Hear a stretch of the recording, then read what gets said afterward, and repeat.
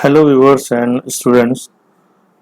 This is my new series for engineering students, and in this new series I will start with the strength of material, and the very first chapter of this strength of material is simple stress and strain. So what topic I am going to cover? Let's see the concept summary, starting with elasticity, stress, types of stress, strain, Hooke's law, modulus of elasticity, deformation of a body due to force, and at the end of this lecture we will have some numericals. Now, starting with the elasticity, because elasticity is one of the most important property of all the engineering materials, engineering as well as non-engineering materials, and we all know that it is the ability of an object or a material to resume its normal shape after being stretched or compressed. Coming back to this very technical definition, somewhat in more descriptive way, is elasticity is the property of a material by virtue of which it restores its original shape, and we can say it is the ability of a body to resist a distortion influence and to return to its original size and shape when that influence or force is being removed. So basically it is related to the deformation, and important point in deformation is that while the force is being applied, the material is being deformed, but at the same time the moment you remove the force, the body should come at its original position. So you can say the restoration of the shape, or you can say retention of its original shape, is directly related to the elasticity. Now, this is one of the most important question regarding elasticity. Which is more elastic, rubber or rubber or steel? And there is always a misconception regarding elasticity. The moment elasticity come in our mind, we just think, as the photo was earlier was showing, was a rubber band, and we think that the more rubber band stretches, the more elastic it is. But actually it is not the case, and why it is not the case we will see in the next minute. So this is the misconception regarding elasticity. And remember one thing, that stretchiness is not the elasticity. That is very important. Again, stretchiness of anything, of any material, does not equals to its elasticity. It may happen the material stretches too much, but it may be very least elastic, and it is similar to our concept here. And we can say that elasticity, it is the property of a material regarding elongation only. So in a sense, we can say that the material which elongates more, with or without external force, or we can say with or without less amount of force or large amount of force, then it can be said that it is stretchiness. And elasticity is the property of material regarding regaining its original shape only. So you can see the very difference between stretchiness and elasticity, and they both are not equal. One property is related to the elongation, and the other property is related to its retention of original shape. So which is more elastic? The best way is to check elasticity of any material is to compare its modulus of elasticity, and we know that steel, the modulus of elasticity of steel is 200 to 220 gigapascal GPa, which is a unit of stress or modulus of elasticity, and the value of rubber is 0.01 to 0.1 GPa gigapascal. And this modulus of elasticity will discuss in the coming slide in detail. So hence with this question we can say rubber is more stretchable, and we all know that it is stretchable, but very less elastic when compared to steel. And why it is very less elastic, you can see the value of modulus of elasticity, and that's why it is called as modulus, means mod, the magnitude of elasticity. So in short you can understand that higher the value of modulus of elasticity, higher will be its elasticity of the material. So higher the value of E of any material, higher will be its elasticity. So you have to just go by the table of modulus of elasticity, and you can see you can select the material according to your requirement. Now coming to the important part, which is stress. And stress, we all know, is being defined as the internal resistive force taken per unit area, and mathematically it can be said as stress, which is normally denoted by sigma, as shown in the figure on the screen. Sigma equals to P upon A, where P is the load or force acting on the body and A is the cross sectional area of the body.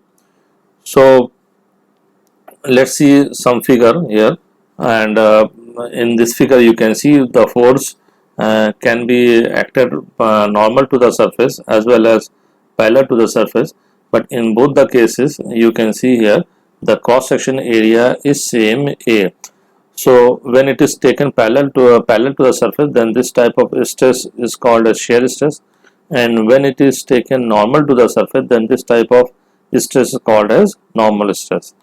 And one important point is to be noted here is that stress is uniform across the cross section area. So stress may not vary across the cross section area if force and is applied same at the same point. So stress doesn't vary across the cross section area, and that's why the role of stress while designing any component in engineering is very important. And this is considered in a static designing. Coming to our next slide, which is the unit of stress, and in SI system, which is standard international system, the unit of stress is Pascal, which is equal to 1 Newton per meter square. And in SI system, we all know that the unit is being selected on the name of famous scientists, just like Pascal, and the unit of force is Newton. And so in the SI system, this unit is taken, or unit of stress is taken in Pascal. However, they both are equal. 1 Pascal equals to 1 Newton per meter square. And but in actual practice we use bigger units because that is megapascal and gigapascal, which is equals to 1 megapascal equals to 1 Newton per mm square, and 1 gigapascal equals to 1 kilonewton per mm square. And this is normally chosen MPa, 1 megapascal, as a unit of stress, because most of our dimensions in of our engineering components is in mm. So they are not in meter. The cross section area is always taken in mm square. Just like, for example, a shaft of 10 mm, a shaft of 20 mm or 30 mm, you don't take a shaft of 1 meter. So in that is the reason this unit of stress is normally taken as megapascal, which is the most convenient unit. One important again part is the difference between stress and pressure. You will find there are only few occasions in science when mathematically you will get the same result, because mathematically the both are same. Stress equals to force upon area and pressure equals to force upon area. So formula wise they both are same, and even the unit is same, but there is some difference because these are two different terminologies, stress and pressure. So I have shown here some difference, and the one important difference is that stress can be parallel as well as perpendicular, whereas pressure is always normal to the surface. And another is pressure is exerted externally, whereas stress is developed internally. Stress can be either positive or negative, whereas pressure is always positive. So these are few differences I have discussed here, and we can say that due to stress, pressure will not be developed, but due to pressure, stress will be developed. So these are some important difference between stress and pressure. Now, types of stress, basically there are two types of stress: normal stress and tangential stress. Normal stress is the stress when the force applied on the surface is normal or perpendicular to the surface. These are two types: tensile and compressive. and another is tangential stress. And tangential stress is parallel to the surface. When the stress is parallel to the surface, then it is called tangential stress. And there is only one example, shear stress. So shear stress and tangential stress are the same thing. Shear stress is normally denoted in tau, whereas tangential stress normally denoted as sigma t. Now tensile stress, as I have defined, that tensile stress is always taken away from the body, as shown in the figure. This P is away from the body, therefore it is called as tensile stress. And compressive stress is always towards the body. This P is towards the body, therefore this is called as compressive stress. And in this you can see the length is shortened but width increases, whereas in tensile stress you can see length increases and width decreases. So the information why there is also difference between tensile and compressive stress. Now coming to the strain, we know the ratio of change in length to its original length is called as strain, and strain is normally denoted by epsilon. And epsilon you can see is the ratio of delta L upon L. So therefore strain has, since it is a ratio of two length, therefore it has no unit, and delta L is the change in length, whereas L is the original length. Hooke's law, and it was this Hooke's law was given by a very famous physicist, Robert Hooke, and it is stated that when a material is loaded within its elastic limit, the stress is directly proportional to the strain, or you can say under elastic limit, stress is directly proportional to strain. Mathematically, we can write here stress equals directly proportional to strain, and as you remove this proportionality, you have to input some constant, and this constant is represented as E, and this is normally called as modulus of elasticity or Young's modulus, and we will see later in the slide what is this Young's modulus. Coming to again this Young's modulus, and or which is also called a modulus of elasticity. Whenever material is loaded within its elastic limit, the stress is proportional to strain, and with this proportionality we get some constant, and constant is called modulus of elasticity, and it is a constant of proportionality, and it is the value of tensile stress which when applied to a uniform bar will increase length to double the original length if the material of the bar could remain perfectly elastic throughout such an excessive strain.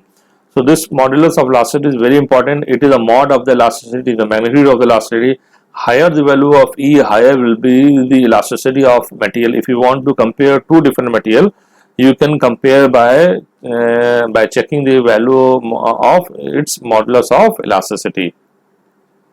These are some values of some commonly used material. You can see here steel is at the top, and the units are in GPa, gigapascal, and you can see the modulus of elasticity of steel is 200 to 220.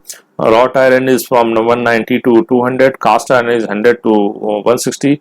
Copper is similar 90 to 110. Brass is from 80 to 90. Aluminium 62, and timber is from 9 to 19. And at the top you see we have steel, and that's why steel we live in a steel age. This age is called as steel age, steel era, and this is the most commonly used engineering material nowadays, and the very reason you can see here due to its modulus of elasticity, which is highest among these seven materials, and that's why it is most widely used. And the second most important material used for engineering cast iron, and that's why these two materials I have colored as a yellow, because these two materials are widely used. And cast iron have some at the low modulus of elasticity some half to this steel, and you can see it varies from 100 to 160. And the reason why cast iron is used because its melting point is very less, close to 1200 degrees centigrade, 1175 to be very precise degrees centigrade, 1175 degrees centigrade. And the reason why cast iron is used because at lower temperature, at melting point is low compared to steel, which is above 1500 degrees centigrade, and this can be easily casted at lower temperature compared to steel, and that's why it is widely used as a cast iron. Now the last topic in this simple stress strain is deformation of a body due to force, and consider a body subject to a tensile stress. Let P be the load or force acting on the body, L is the length, A is the cross section area of the body, sigma stress induced on the body, E is modular of elasticity of the material of the body, and epsilon is strain, delta L deformation of the body. And we know that E equals to sigma upon epsilon, which is stress upon strain, and stress can be written as P upon here load upon area, and strain can be written as delta L upon L, change in length upon original. By arranging the term, we can get delta L, which is the deformation length, which is our topic. Deformation of body, deformation length is delta L, and delta L equals to PL upon A. Again, P is the load, L is the length, A is the area, E is the area of cross section, E is the modulus of elasticity. Assuming the modulus of elasticity is same everywhere, and that's why two assumption is always taken in engineering. The material should be homogeneous and material should be isotropic. Let's have some numerical, and we will deal with problem 1. The problem 1 states that a hollow cylinder of 2 meter long has an outside diameter of 50 mm and an inside diameter of 30 mm. If the cylinder is carrying a load of 25 km, find the stress in the cylinder. Also find the deformation of the cylinder if the value of modulus of elasticity of material is 100 gigapascal.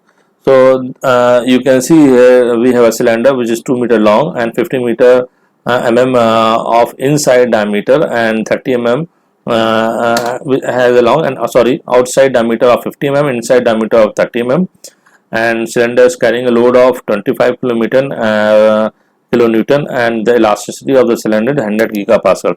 So first of all, the solution you can see here. First note down all the values and convert into convenient unit, and our convenient unit will be mm, and so a meter is being converted into mm, so that we convert all the dimensions in mm.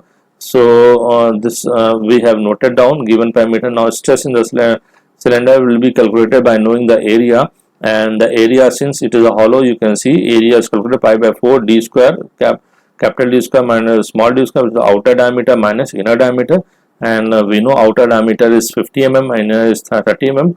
This area has been calculated, which is 1257 mm square. Now stress equals to load upon area, force upon area. Force we all know 25 kilonewton, and by simple calculation we can calculate the stress, which is 19.9 megapascal. Deformation of the cylinder by using the same formula PL upon E, which we have just derived. Delta L equals to PL upon A. By putting the values of P, L, A and E, we get 0.4 mm. So this is the solution of the problem 1.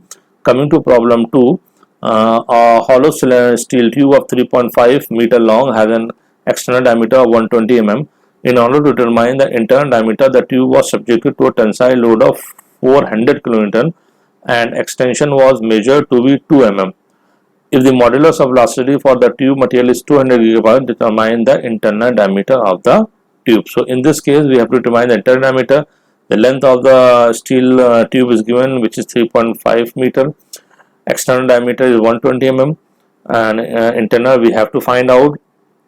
And it was subject to tensile load of 400 kN and extension, that is delta L, is to be measured 2 mm.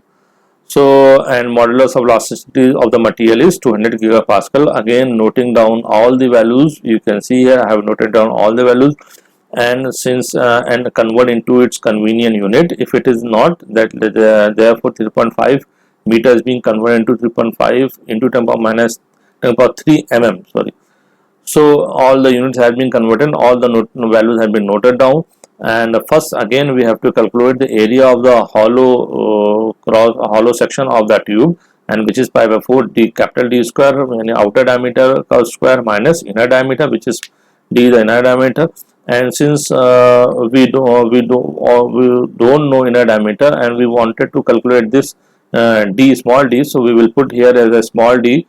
And again using the formula delta L equals to PL upon E, AE, delta L is given in the question already, which is 2, putting the values of P, L, A and E and solving for D, and you can see we get the quadratic equation in terms of D square and the value of D, probable value of D will be 99.71 mm after solving this. So finally we get the answer. Thanks, and I would like to, all of you to please like, share and subscribe, and if you have any comment, if you want to ask some question in this uh, chapter simple stress strain, then you can comment and or you can call me directly. Thank you very much.